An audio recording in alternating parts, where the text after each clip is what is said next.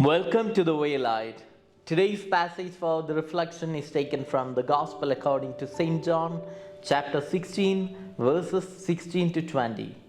In today's Gospel passage, Jesus speaks about the joy and the sorrow that the disciples are going to face and feel after the departure of Jesus. And Jesus tells to his disciples, "For a while you see me, and for a while you will not see."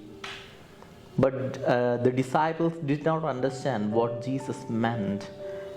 In another way, Jesus puts forward that the disciples will be sad, they will be lamenting, and they will be sad at the departure of Jesus. When they are sad, the world will rejoice.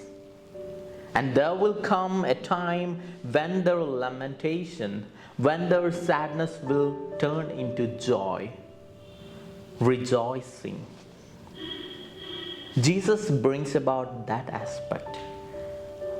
You see, Jesus tells, when you're lamenting, when you're sad, then the world will rejoice. Jesus does not mention what will be the personification of the world when they are rejoicing. When they are sad, the world will rejoice. Then, when they are rejoicing, what will be the feeling of the world? According to me, they would be wondering. The world would be wondering. Because Jesus was predicting his passion narration as well as the resurrection in different manner to the disciples. This is seen in today's gospel passage.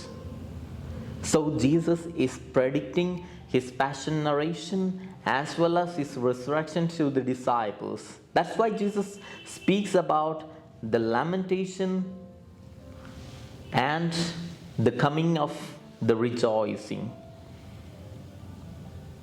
When the disciples lament, then the world will rejoice. What will be the condition of the world when the disciples rejoice?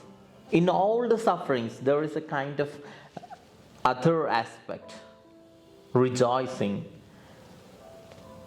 We will not be all the time under suffering. We won't be all the time lamenting. But if there is a lamentation, then there will be a rejoicing also. Jesus brings about that aspect. If there is a passion, then there is a resurrection. If there is a fall, then there is a rise.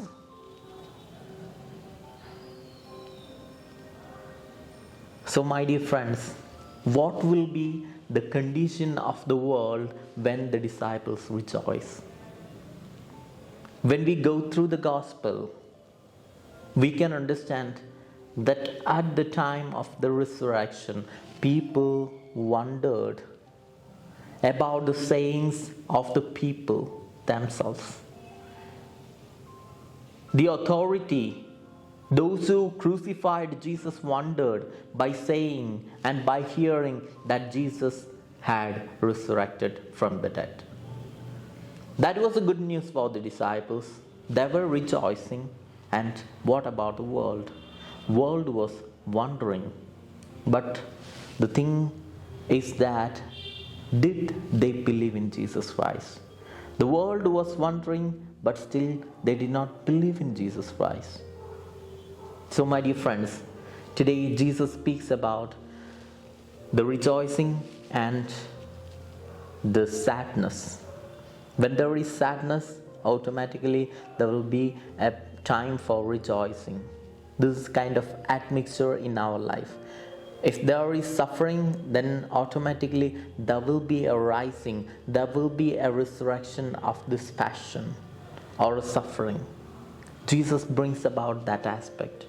So, my dear friends, as we are around this table of love, pondering upon the Word of God. Let us ask God's special grace in order to understand the real meaning of the resurrection and also the passion that Jesus brings forth through today's gospel passage. There is a suffering, that which is related to the sadness, and also there is a resurrection which is related to rejoicing. May God bless us all.